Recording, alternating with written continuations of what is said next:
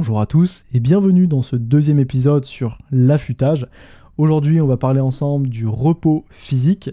Il nous restera encore la clarté mentale à aborder, puis les substances et les compléments. Et sans plus attendre, je vais rentrer dans le vif du sujet sur le repos physique.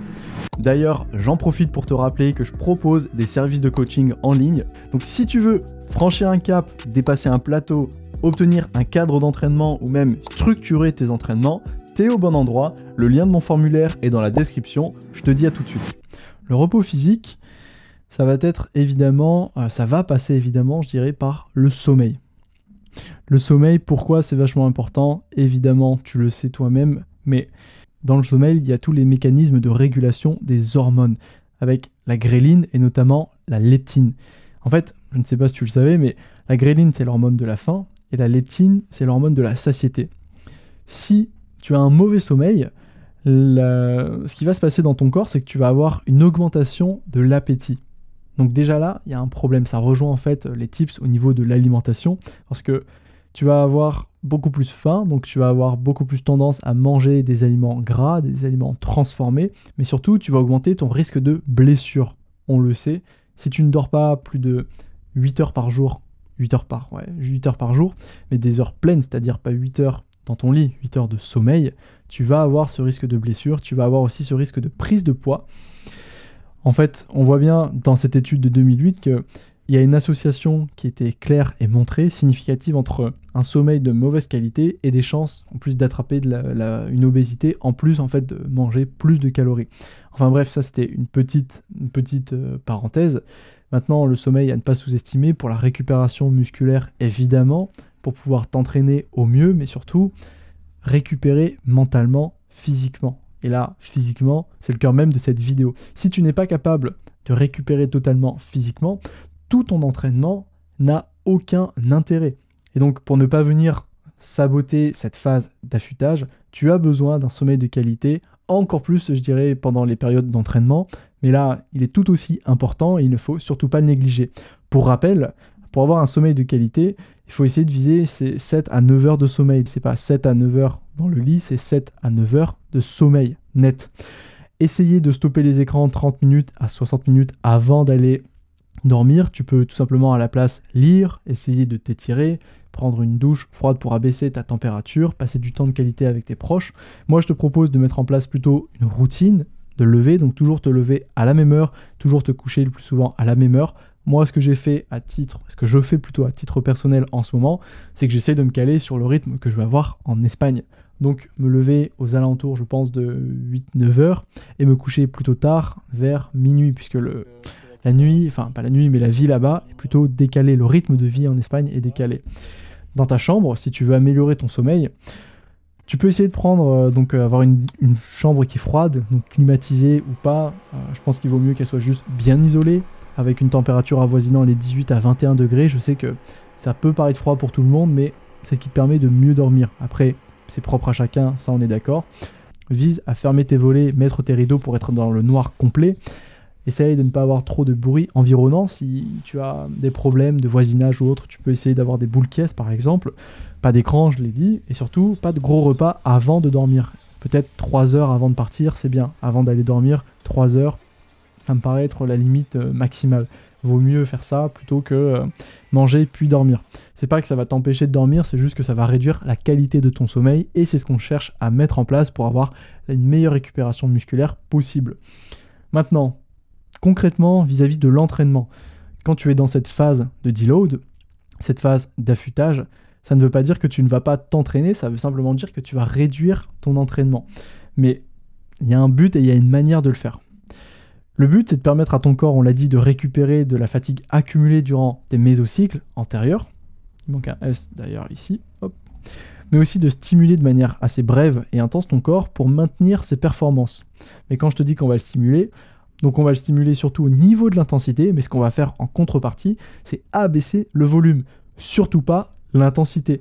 L'intensité, elle est là juste pour maintenir ton niveau de forme, tes niveaux de vigilance. Donc, comment faire concrètement? Si tu fais ça sur une semaine, sur plutôt 2 semaines, c'est ce qui se fait de manière générale et c'est ce qui est le mieux à faire. La première semaine, tu vas viser plutôt 40% de volume d'entraînement en moins par rapport à ce que tu avais l'habitude de faire. Sur la deuxième semaine, on va passer un step et aller encore plus loin. On va viser moins 60% d'entraînement. Donc là, c'est encore plus léger, je dirais. Moi, ce que je fais, c'est que sur la deuxième semaine, j'arrête complètement, mais ce que je vais faire, c'est simplement des tests pour venir voir ma propre évolution. Donc comme ces tests balayent l'ensemble du spectre, c'est-à-dire la force, l'endurance de force, la rési, la conti, j'ai pas besoin de faire d'autres séances, ça va me permettre juste de créer encore moins de fatigue, de faire des tests de qualité et des rappels, si tu veux, des pics intenses assez qualitatifs. En pratique, qu'est-ce que ça donne ? Sur une semaine type, par exemple, imagine que tu as l'habitude de faire 4 voies d'un niveau max. Si tu veux diminuer ton entraînement de moitié, tu peux ne faire que 2 voies. Si tu fais 2 heures de bloc à niveau max, tu vas faire qu'une seule heure de bloc. Si tu fais 6 séries de suspension, tu ne feras que 3 séries. Donc voilà, dans les cas pratiques, comment tu peux manipuler cette variable, ce volume, parce qu'on peut se demander est-ce que c'est les répétitions, est-ce que c'est autre. Déjà, ça s'adresse seulement à ceux qui ont plutôt un entraînement, c'est quelque chose de structuré avec des répétitions, un nombre de voies de bloc. C'est plus contraignant lorsque c'est une durée, mais ça reste tout à fait envisageable pour quelqu'un qui grimpe, on va dire, 3 heures par séance. C'est possible. On passera alors à 2 heures, peut-être ensuite 1 heure. Bref, tu peux manipuler ce volume tout en gardant l'intensité pour avoir ces pics, ces rappels et arriver le plus frais possible. L'objectif, il est clair, se reposer tout en stimulant le système nerveux pour arriver plus fort que jamais. On va forcément durant cette période être un petit peu désentraîné, c'est pas grave. On va être désentraîné, oui, mais on va avoir une courbe de récupération qui va augmenter. Et nous, ce qu'on veut, c'est être à la croisée des chemins durant notre période de performance. C'est exactement ce qu'on va faire et ce que permet de faire cette semaine de deload, en plus de se concentrer sur le sommeil. Alors ça pouvait paraître décousu de prime abord, mais bon, pour moi, le sommeil, ça reste quand même la pierre angulaire d'une bonne récupération physique. On peut faire tout ce qu'on veut avec la réduction de l'entraînement. Si tu ne dors pas bien, tous tes efforts seront réduits à néant. C'est ma façon de voir les choses. Évidemment, tout le monde n'est pas obligé d'être d'accord, mais le sommeil, c'est primordial. D'ailleurs, j'en parle, mais sur place, lorsque je serai à Rodayar, à l'heure où tu regardes cette vidéo, je suis à Rodayar, j'utilise un masque pour masquer la lumière, donc un masque de nuit, donc pour ne pas me faire réveiller trop tôt le matin, et des boules caisses le soir, puisque, je te l'ai dit, on est en Espagne, la vie là-bas est beaucoup plus tard, tout est décalé, et pour ne pas avoir trop de son, trop de bruit, enfin bref, trop de perturbations la nuit, je me mets avec le masque pour avoir la nuit noire, parce qu'en tente, forcément le soleil passe, et je vais mettre des boules caisses pour entendre le moins de bruit possible, et donc avoir des nuits les plus réparatrices possibles, parce que sur un mois, c'est pas d'entraînement, mais un mois de falaise, c'est rude, le corps a besoin de récupérer, et j'ai envie de mettre toutes les chances de mon côté. Donc c'est tout pour ce deuxième épisode, qui était somme toute beaucoup plus rapide, mais en même temps, je dirais qu'il y a moins de choses inconnues au bataillon. Le sommeil, c'est un must, c'est juste un rappel. Le deload, ça devient quelque chose de connu, j'en ai déjà parlé également sur mes autres réseaux, notamment sur Instagram. Ce qu'il faut retenir, et ce qu'il y a de plus important, c'est de baisser le volume tout en gardant l'intensité, 40% la première semaine, 60% la deuxième semaine. Tu ne peux pas faire fausse route pour ensuite avoir cette fameuse phase, ce pic de performance.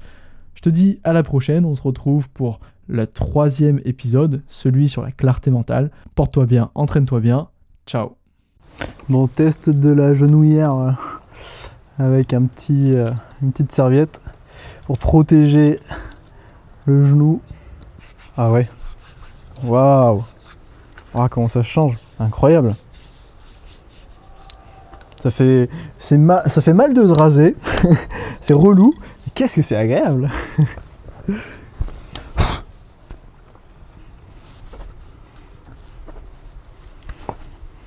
Ah ouais, ça change tout, hein.